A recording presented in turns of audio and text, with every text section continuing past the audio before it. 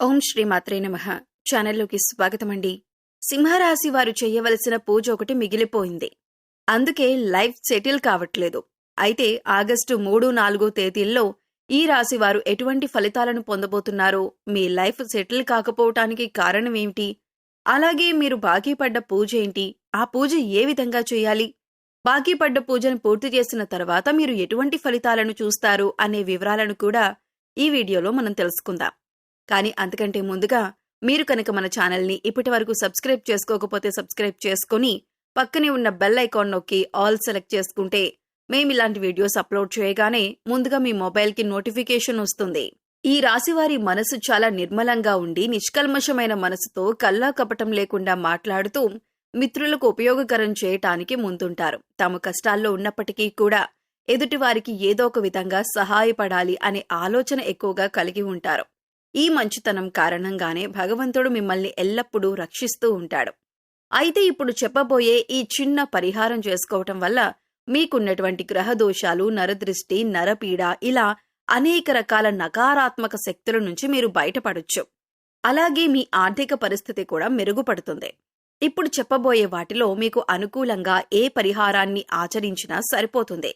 మీరు ఆచరించవలసిన పరిహారాలు చూసుకున్నట్లయితే గృహమునందు ఔషధాలు పెంచాలి, రైతులకు మేలు రకం విత్తనాలను దానం చేయాలి, ఔషధ తత్వం ఫలాలను మరియు పుష్పాలను బ్రాహ్మణుడికి దానం చేయాలి, పేదలకు ఆయుర్వేద వైద్యాన్ని ఉచితంగా అందించటానికి గాను ఆయుర్వేద వైద్యానికి మరియు వైద్యశాలలకు చేయూతనందించాలి, కుమారి లేదా కలబంద మొక్కను ఇంటి పైభాగంలో పెంచాలి. మంగళవారాలు శ్రీ సుబ్రహ్మణ్య స్వామికి ఔషధ మొక్కల ఆకులను, మూలికలను, ఔషధ తత్వం గల పుష్పాలను జలంలో వేసి అట్టి జలంతో స్వామివారిని అభిషేకించాలి. ప్రతి నెల మీ జన్మ నక్షత్రం రోజున మీకు తోచిన ఆహార పదార్థాలు కొని మీ చేతితోనే బీదవారికివ్వండి. దీంతో మీ సంపద వృద్ధవుతుంది.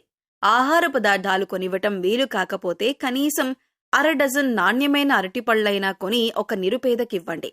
మీ దోషాలు తొలగి మీ సంపదలు వృద్ధవటానికి ఇది అత్యంత సమర్థవంతంగా పనిచేసే జ్యోతిష్య పరిహారం కాబట్టి తప్పనిసరిగా ప్రతీ నెల ఈ పరిహారం ఆచరించటానికి ప్రయత్నించండి.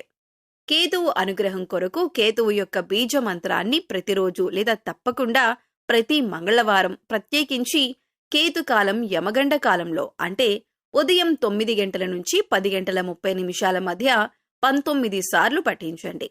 కేతువు యొక్క అనుగ్రహం కొరకు మంగళవారాల్లో కేతుకాలం యమగండ కాలంలో వినాయకుని ఆలయాలను, పుణ్యక్షేత్రాలను దర్శించాలి.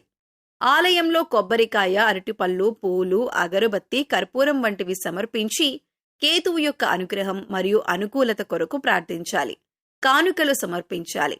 మంగళవారాల్లో మరియు ప్రతి నెల ఆర్ధ నక్షత్రం ఉన్న రోజుల్లో ఓం రుద్రాయ నమః అనే మంత్రాన్ని 108 సార్లు పఠించాలి. ప్రత్యేకించి మంగళవారాల్లో, కేతుకాలం యమగండ కాలంలో మరియు ప్రతి నెల ఆర్ద్ర నక్షత్రం ఉన్న రోజుల్లో శివాలయాలకు వెళ్లి శివుని ముందు ఈ మంత్రాన్ని పఠించటం మరింత శుభప్రదం. శివాలయంలో కొబ్బరికాయ, అరటిపళ్ళు, పూలు, అగరబత్తి, కర్పూరం వంటివి సమర్పించి కేతువు యొక్క అనుగ్రహం మరియు అనుకూలత కొరకు ప్రార్థించాలి. కేతుగ్రహం యొక్క అనుగ్రహం కొరకు చేసే ఈ పరిహారం కొంతవరకు కుజగ్రహ దోషాలను కూడా తొలగిస్తుంది. వీధి కుక్కలకు ఆహారం అందివ్వాలి. కొడుకు వరసయ్యే వారిని ప్రేమగా చూసుకోవాలి. నలుపు, తెలుపు రంగులో ఉన్న కొమ్మలని దానం చేయాలి. ఈ యొక్క అనుగ్రహం కొరకు మంగళవారాల్లో సాంబ్రాణి, నువ్వుల చెట్టు ఆకులు, మారేడు పట్ట, ఏనుగు దంతం వీటిలో ఏది లభించినా వాటిని మీరు నీళ్ళల్లో వేసి కాచి ఈ నీటితో స్నానం చేయాలి. కేతువు యొక్క అనుగ్రహం కొరకు మంగళవారాల్లో వైఢూర్యం, నువ్వుల నూనె, శాలువ, కస్తూరి, ఉలవలు, ఎరుపు రంగు లేదా బ్రౌన్ రంగు వస్త్రం మరియు ఆర్థిక విరాళాలు వీటిలో ఏదైనా ఒకటి దేవాలయాలు, ఆలయ పూజారులు, అనాథ శరణాలయాలు మరియు అత్యంత పేదరికంలో ఉన్న వ్యక్తులకు దానం చేయండి. లేదా మీరు ఇవ్వగలిగినంత ఆర్థిక విరాళం ఆన్లైన్లో చెల్లించండి. దాని ద్వారా ఏదైనా ప్రసిద్ధ ఆలయానికి పంపండి. కేతువు యొక్క విశేష అనుగ్రహం కొరకు కేతువు యొక్క వస్తువుల దానం, కేతు గ్రహానికి సంబంధించిన వస్తువులతో స్నానం, దేవాలయాల సందర్శన, కేతువు యొక్క అనుగ్రహాన్ని ప్రసాదించే మంత్రాలు మరియు స్తోత్రాల పఠనం వంటివి అశ్విని, మఖ మరియు మూలా నక్షత్రాలు మంగళవారంతో కలిసి వచ్చే రోజుల్లో ప్రత్యేకించి కేతుకాలం సమయంలో చేయండి. మంత్రజపం రాత్రి సమయంలో చేయటం శుభప్రదం. అలా వీలు కాకపోతే మీకు కుదిరిన సమయంలో చేయొచ్చు. కాకపోతే ప్రతిరోజు ఒకే సమయంలో మంత్ర జపం చేయాలి. స్నానం చేసి శుభ్రమైన సాంప్రదాయ బట్టలు ధరించి తూర్పు దిక్కున కాని ఉత్తర దిక్కున కాని చూస్తూ ప్రతిరోజు ఒకే చోట మంత్ర జపం చేయాలి. బీజ మంత్రాలను బిగ్గరగా పైకి పలకకూడదు కాబట్టి మనసులోనే మంత్ర జపం చేయాలి. పుష్పాలు మరియు పండ్లు గ్రామానికి తూర్పు దిశలో గల దేవాలయంలో పూజార్థమై బహూకరించాలి.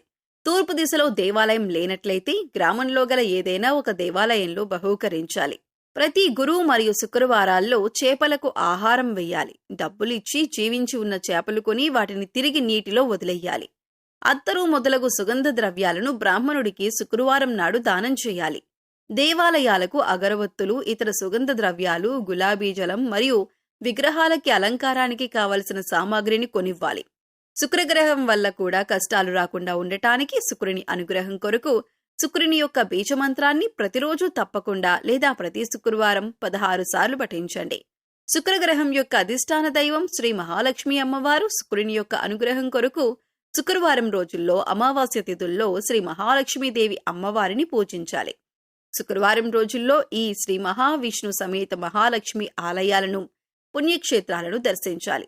ఆలయంలో కొబ్బరికాయ, అరటిపళ్ళు, పూలు, అగరబత్తి, కర్పూరం వంటివి సమర్పించి శుక్రుని అనుగ్రహం కొరకు ప్రార్థన చేయాలి. స్త్రీలను గౌరవించాలి. వివాహం కాని అమ్మాయిలకు త్వరగా వివాహం జరగటానికి సహకరించాలి. బొబ్బర్లతో ఆహార పదార్థాలు చేసి పేదలకు పంచాలి. గోవుకు బొబ్బర్లను నీటిలో నానబెట్టి తినిపించాలి. శుక్రవారం నాడు నియమంగా ఉండాలి. శుక్రవారం రోజున ఉపవాసం కూడా ఆచరించవచ్చు. శుక్రగ్రహ అనుగ్రహం పూర్తిగా లభించటం కొరకు శుక్రగ్రహ మంత్రాన్ని ప్రతిరోజు లేదా తప్పకుండా ప్రతి శుక్రవారం 16 సార్లు పాటించండి. ఏనుగులు మరియు గుర్రాలకు గ్రాసాన్ని సమకూర్చాలి. ఏనుగు మరియు గుర్రపు బొమ్మను లేదా పటాన్ని దక్షిణ గోడకు తూర్పు వైపు ముఖం ఉండేలాగా అమర్చాలి, తగిలించాలి. శ్రీ సూర్య భగవానుని ఆరాధన వీరికి శుభ ఫలితాలనిస్తుంది. సూర్యుని అనుగ్రహం కొరకు బీజ మంత్రాలను ప్రతిరోజున తప్పకుండా ప్రతి ఆదివారం 7 సార్లు పఠించండి. సూర్యుని అనుగ్రహం కొరకు శివాలయాలను, శివుని పుణ్యక్షేత్రాలను ఆదివారాలు దర్శించండి. కొబ్బరికాయలు, అరటిపళ్ళు, పూలు, అగరబత్తులు, కర్పూరం మొదలైనవి దేవాలయంలో సమర్పించి సూర్యగ్రహ అనుగ్రహం కోసం ప్రార్థించండి. సూర్యుని అనుగ్రహం కొరకు ఆదివారంలో కుంకుమ పువ్వు, రక్తచందనం, మణిశీల, యాలకులు, దేవదారు, పట్టివేళ్లు, యష్టి, మధుకం, ఎర్ర పుష్పాలు, ఎర్ర గన్నేరు పువ్వులు వీటిలో మీకు లభించిన వాటిని నీళ్లల్లో వేసి కాచి ఈ నీటితో స్నానం చేయాలి. ఆదివారాల్లో ఎరుపు మరియు కాషాయం రంగు దుస్తులు ధరించాలి. అంతేకాకుండా సూర్యుని అనుగ్రహం కొరకు శుభతిథి ఉన్న ఆదివారాల్లో గోధుమలు, బెల్లం, కండ చక్కెర, కంచు, రాగి, రక్తచందనం, పద్మాలు మరియు ఆర్థిక విరాళాలు వీటిలో ఏదైనా ఒకటి దేవాలయాలు, ఆలయ పూజారులు, అనాథ శరణాలయాలు మరియు అత్యంత పేదరికంలో ఉన్న వ్యక్తులకు దానమివ్వండి. లేదా మీరు ఇవ్వగలిగినంత ఆర్థిక విరాళం ఆన్లైన్లో చెల్లింపు ద్వారా ఏదైనా ప్రసిద్ధ ఆలయానికి పంపండి.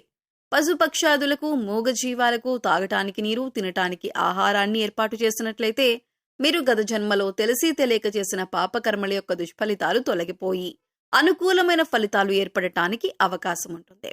సో చూశారు కదండి, ఈ రాశివారు వారి కెరీర్లో అంతేకాకుండా అభివృద్ధి పొందటానికి, అలాగే మీరు తలపెట్టిన ప్రతి పని పూర్తవటానికి, ప్రతి విషయంలో ముందుండటానికి ఈ రాశివారు ఏ పూజ చేసుకోవాలి, ఈ రాశివారికి బాకీ పడ్డ పూజ ఏంటి, ఆ పూజ ఎలా చేసుకోవాలి అనే అంశాలను ఈ వీడియోలో మనం వివరంగా తెలుసుకున్నాం కదా.